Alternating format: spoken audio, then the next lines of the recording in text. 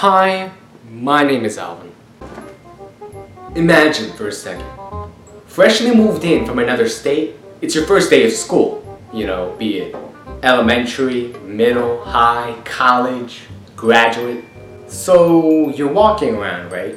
And you don't really know whom to talk to first or which social group you'll immediately fit into. So you stop for a second and you take a good look around you and you see all these cliques, a wide variety, and they're characterized by a myriad of different people coming from different backgrounds, different social preferences. This is a compilation of the 5 you'll more than likely meet, if not see, wandering around, or at least the ones that stood out to me the most. If I had to use 2 words to describe the hot potato, they would be manipulative AF.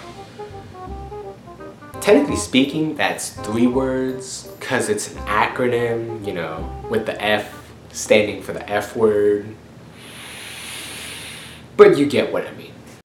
So you're probably wondering, right? What exactly is my definition for potato?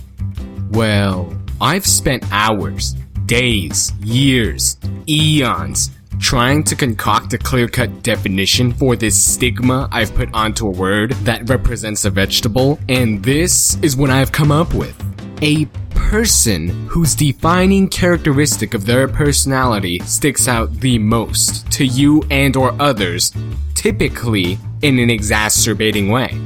You see, previously my friends and I were never able to think of a word that described this perfectly, so I kind of just came up with my own. Not really came up with, but stigmatized the word potato with this definition. And in the case of the hot potato, it's more or less any hot person that utilizes their looks in order to get what they want.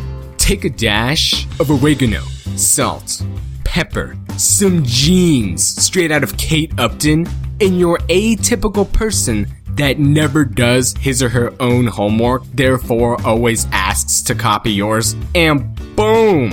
You have a hot potato. But this isn't exactly what we're looking for, are we? This thing is something more you'd find, meandering around in the hallways. In my experience, in this case, my story, the person being female, they'll continuously ask to copy homework or take pictures of it, and people will let them. But the question is why? Because they're the sole reason the word honey dick exists. For those of you too innocent to know what that means, or you're simply just not caught up with contemporary jargon, let me clarify.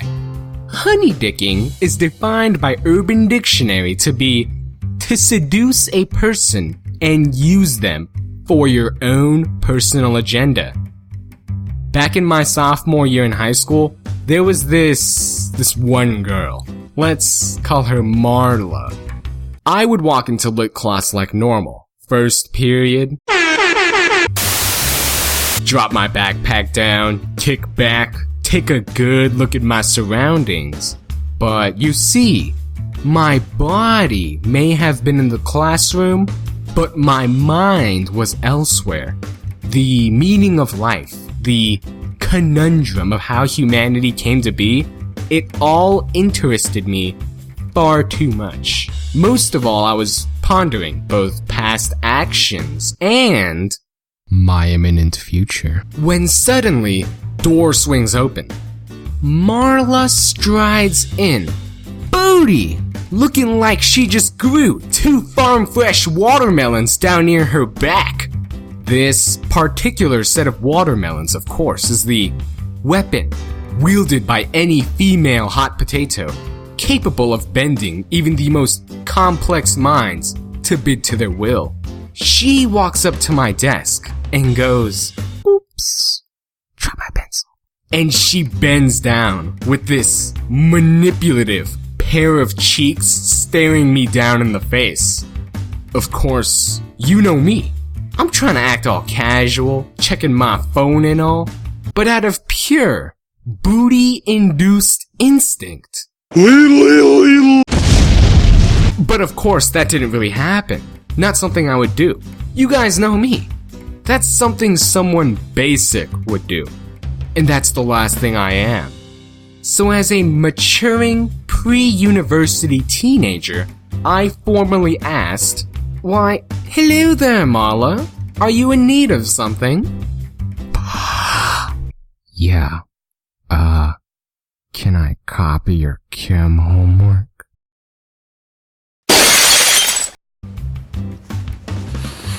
What? Keep in mind, this is probably the 600th millionth time she's asked to copy my homework. You know, the one that I did last night. Some of this stuff, it's not easy, man. Think about it. Gas laws, titration, what the shit? I actually had to self-teach myself all of that. All of the entire year I self-taught myself. Just having people copy off of me. You want to know why? Because my teacher was liquid balls. Literally balls. But that's a story for another day.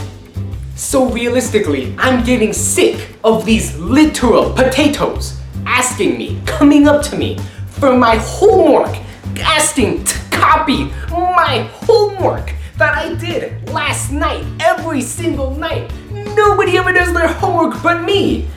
These people, they just utilize their physical features to get what they want, get what they always want, homework. But it won't work on me. So you know what I do? I stand up, rewind a little bit, stare her dead in the eyes. Then I run at 14 miles per hour and give her a drop kick square on the face, go to the corner of the room, stand up on top of her desk and boom! I'ma give her the classic elbow drop, like what? Once she's unconscious, I call over the teacher and say, "Count me off." What's that?